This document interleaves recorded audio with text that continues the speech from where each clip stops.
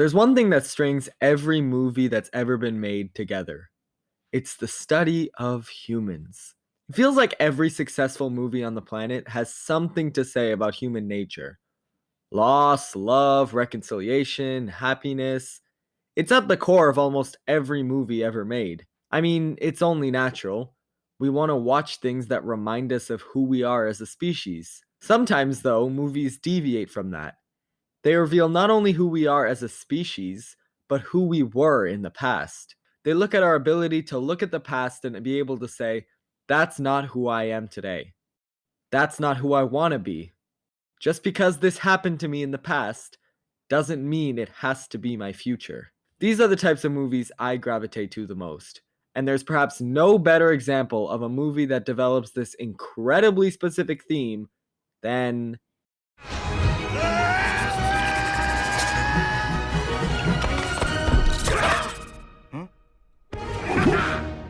I gotta say though, I've been meaning to make a video on why Kung Fu Panda 2 is underrated for like a full year and a half. But ever since the amazing Puss in Boots sequel came out, people have started to see how amazing Kung Fu Panda movies really are, especially on TikTok.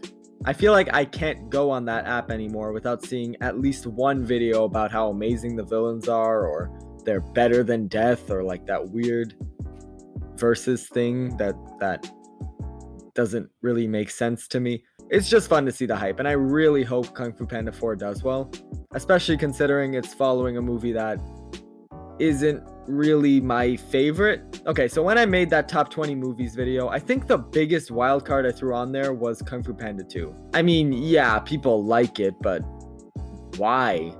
Why do I have this undying passion for a movie most people don't think twice on?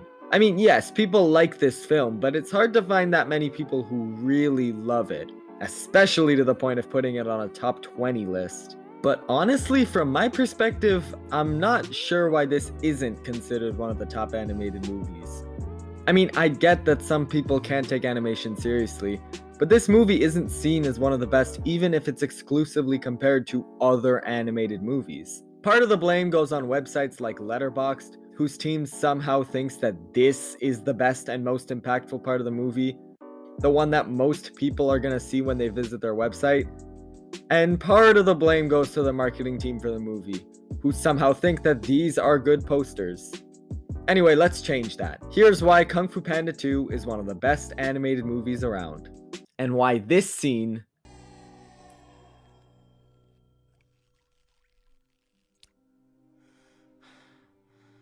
is truly something special. Legend tells of a legendary warrior whose kung fu skills were the stuff of legend. Before we talk about Kung Fu Panda 2, I feel like we should talk about Kung Fu Panda 1. I mean, everyone's instinctual reaction is going to be pointing out this movie anyway, so let's just talk about it first. I mean, this is a direct sequel to a movie that a lot of people consider very similar to this one, both in terms of quality and substance. They're both about the titular panda finding his way around a group that doesn't accept him, and they both feature the same heroes, even though the cast should theoretically expand a little more than it does in this movie. I mean, we lose Oogway in the first movie, and we gain, like, Shen and the wolves and the soothsayer, but, like, that's it. These masters come out of nowhere, and they're alright. Except if you watch the 2D animated versions on Netflix, oh boy, they are so much better. Okay, we definitely have to talk about those one day. Anyway, story for another day. There is one key difference that I've always noticed, but never fully thought about when comparing these movies. Who the story is centered around. I feel like the best stories that center around dark versus light, good versus bad, you know, that kind of sort of thing, have to have a strong relationship between the hero and the villain. Lord of the Rings is the textbook example. Sauron and Gandalf have a long history of student and teacher. The bald guy and Sam both say they want to protect Frodo, but one of them isn't always the most trustworthy. Maybe it's the guy who eats the raw fish, I don't know. And Frodo uses the ring to allow Sauron to see him. These connections are fun for the audience because it makes them feel like there's a lot of tension. If you don't have any connection between the characters, it suddenly feels like it's just good guy 1 versus bad guy 1. It's stale, it's been done before, and as an added bonus, it also happens to ruin what could be an exciting climax. And okay, I know I said I was never going to talk or even think about this movie again, but I'm sorry. Okay, I just have to. It's perfect. Okay, just allow me to introduce Black Cauldron to the stand in order to say why it's bad. Okay, so there's a lot of reasons why this ending is bad, but one of the biggest is that I feel nothing for these characters together. I mean, in this case, I don't feel anything for them separately either, but I just don't see the connection between them at all. So the entire finale suddenly has this very simple good versus bad that like every movie ever made has. It's just not fun when I don't see a connection. Granted, Kung Fu Panda 1 or 2 don't really have a problem this bad, but there is something similar to that in the first movie. It all comes down to Tai Lung. Unfortunately, because of the way he's written, Tai Lung can't really have a strong connection to Po in the first movie. I mean, they do have a connection to the scroll, and it's really cool to see how both of them use the scroll in completely different ways, but there's no personal vendetta. Shifu is the one with all the interesting character development. And while his confrontation with Tai Lung is easily one of the best moments in the entire trilogy, he's not the main character. He's not the one the audience is the most attached to. He's not the one that we've been following this entire time. That will always be Po.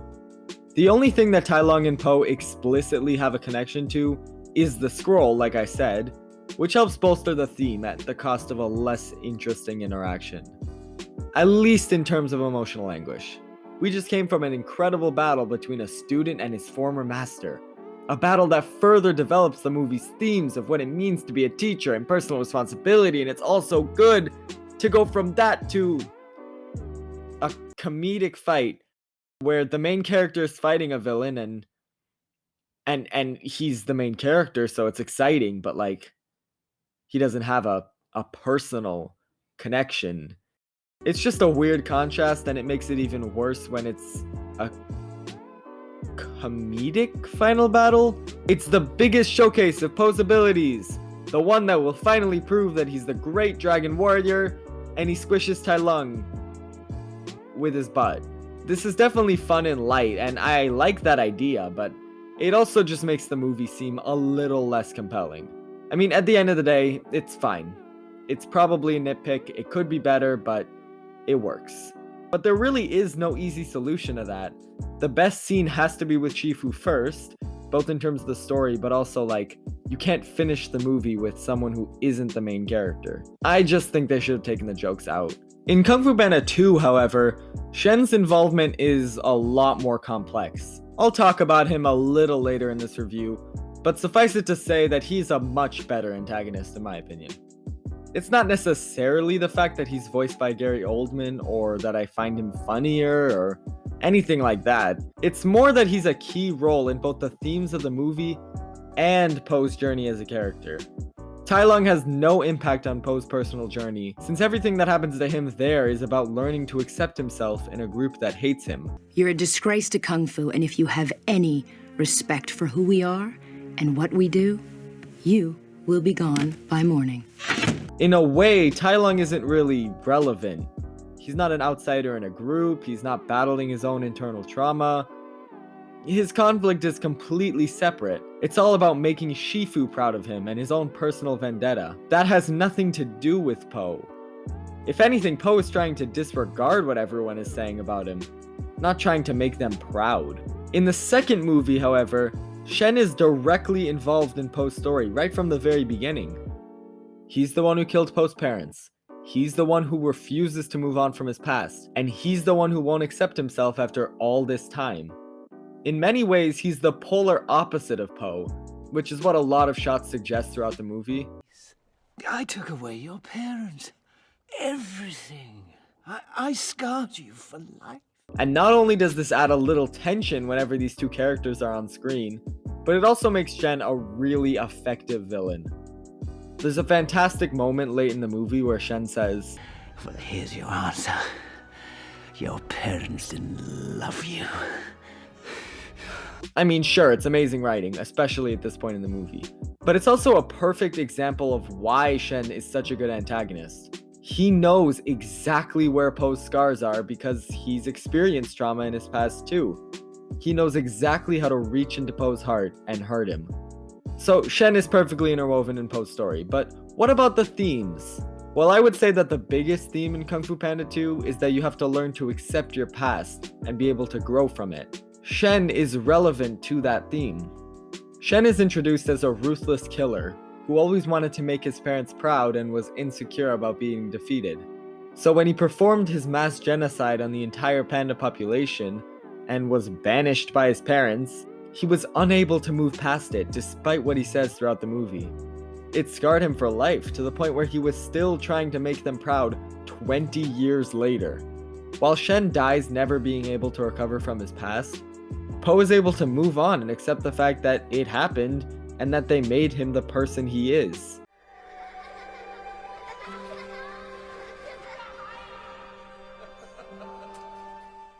Before we get to the best scene in DreamWorks history, I want to focus on the ending, which might be the most exciting conclusion to any animated movie ever made.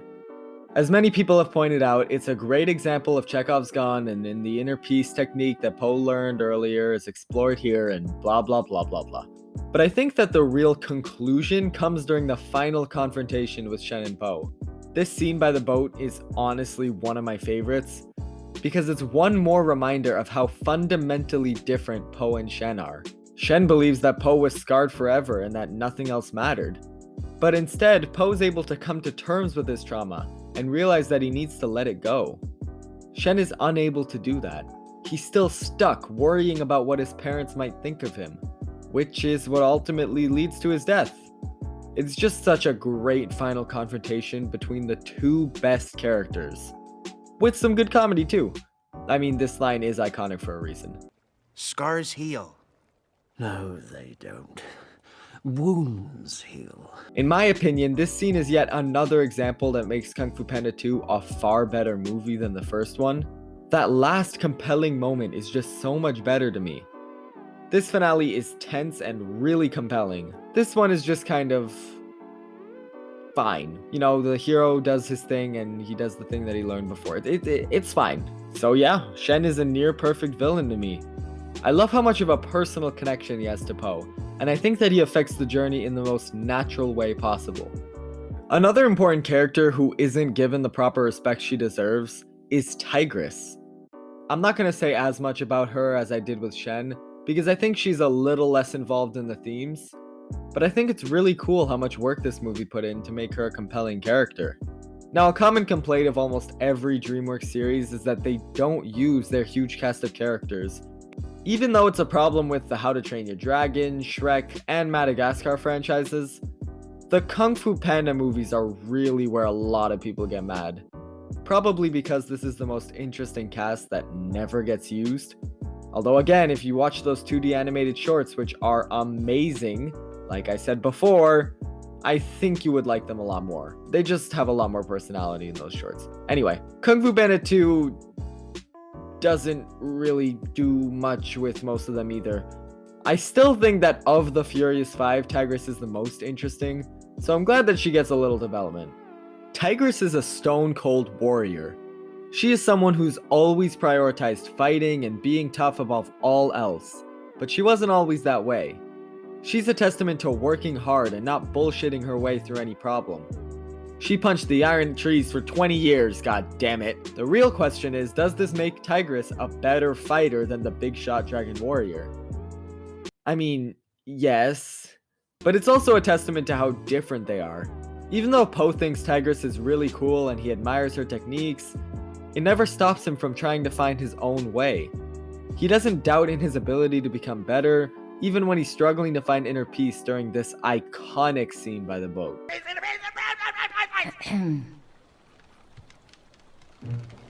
Even though this technique isn't working for him, for obvious reasons if you've seen the movie, he's more frustrated than doubtful that it will never work or he'll never be good enough. That was the first movie. He's grown since then. There's also this great exchange. Is there any, faster way, until you, don't feel anything? No. Besides, I love that Tigress, while being a bit prideful, tries to guide Poe by discouraging him from practicing her techniques. Tigress and Poe are just different, and the things that work for Tigress aren't necessarily going to work for him. Punching trees never made sense to him. For her, it was about punching the trauma out, which gave her a sense of pride and courage, something she was missing from her youth. Again, if you've seen those shorts, this makes a lot more sense. Why are those shorts not known by a lot of people? Like, this is on par with the first two movies to me. Similarly, Poe needed to find something that would use the trauma he experienced in his past to fuel his martial arts. Instead of being aggressive like Tigress, he needed to let it flow.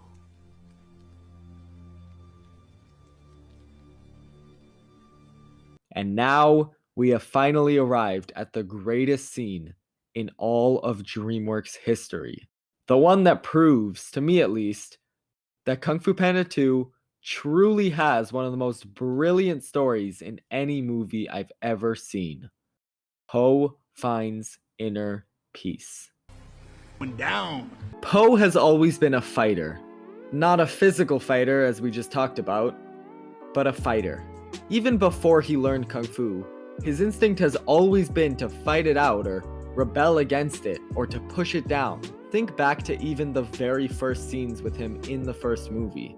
His dream at the beginning of the movie, his reluctance to join his father in his noodle shop, his failed attempts at getting into the palace once the ceremony for the Furies 5 has started. All of these are examples of how Poe wants to fight back against the circumstances life leaves with him. When he learned Kung Fu, he finally had an outlet to do that. By the way, and this is something that I've noticed just while writing this script, one of this character's biggest strengths is that he's the most ridiculous, passive character, and yet the one that fights their internal battles the most. Shifu doesn't do that. He makes it clear that he's willing to die for the mistakes in his past in the first movie.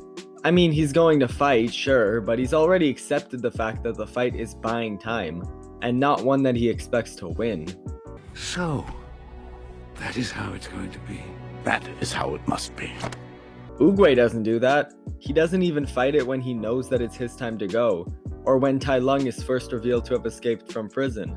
He just thinks that there's a natural order to things. But Poe, the guy who's always trying to prevent conflict and the one that's the most positive and easygoing, is also the one who wants to fight when it comes to his own problems. It just shows how three-dimensional all these characters are. But back to the inner peace scene. It starts with a beautiful, light background track depicting a panda village that's clearly thriving. Everything is a serene shade of green, other than the pandas and the kites, which was not a mistake by the developers. I always saw this as the pandas flying red kites to symbolize the impending doom Shen will bring with his army of red. Red fire, red ground, red symbols, red everything. It's such a harsh yet effective way to show how rapidly the genocide of the panda species happened.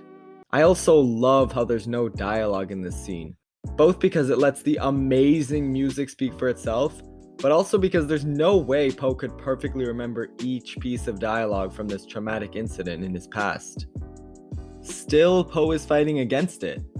He refuses to come to terms with what happened, and he just wants to bottle it down. But then he remembers what Shifu was trying to teach him at the pond during the beginning of the movie. Inner peace. Poe didn't understand then. He was trying to find a technique or a way to position your hands, or some sort of technical skill that needed to be acquired before he can learn how to move the drop of water all around his body. Now show me what you were doing there with your feet. I saw you do sort of a fancy... The problem with that approach is that inner peace isn't about moving a drop of water. It's about having complete control and focus, which will allow you to move the drop of water. It's about not fighting with the water to make it do what you want. You have to let the raindrop move where it wants to go as you figure out how to direct it back to the pond. In order to do that, you have to let go. And so Poe does. He looks towards the sky with a neutral face, similarly to how he will when he throws Shen's balls around later in the movie. This time, instead of fighting his past or suppressing it so far down he refuses to remember it, he allows himself to concentrate on what really happened that day. The wolf, his mom running away. And then, this happens.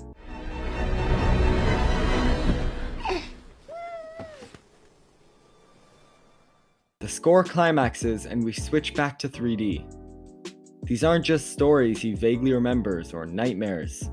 These are memories. Memories he no longer has to forget. Memories that really happened in this 3D space. Not a 2D space that feels almost dreamlike. When his mom disappears as a beacon of light, Poe is left with inner peace, as he reflects on all that was given to him due to the sorrows in his past.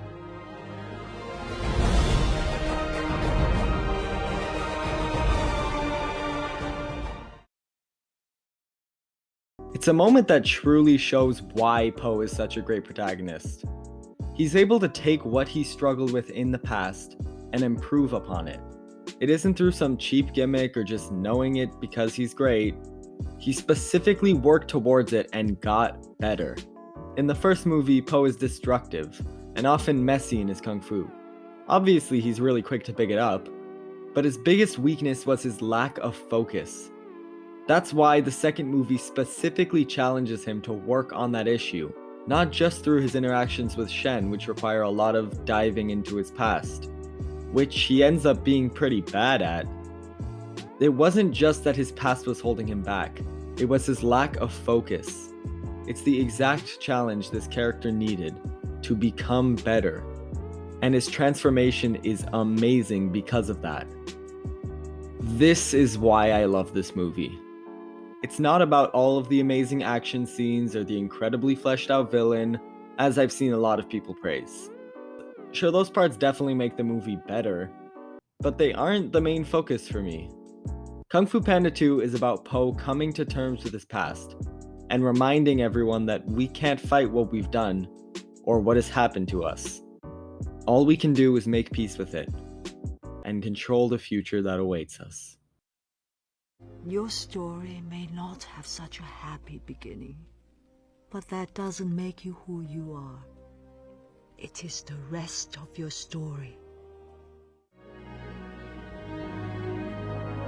I am Poe, and I'm gonna need a hat.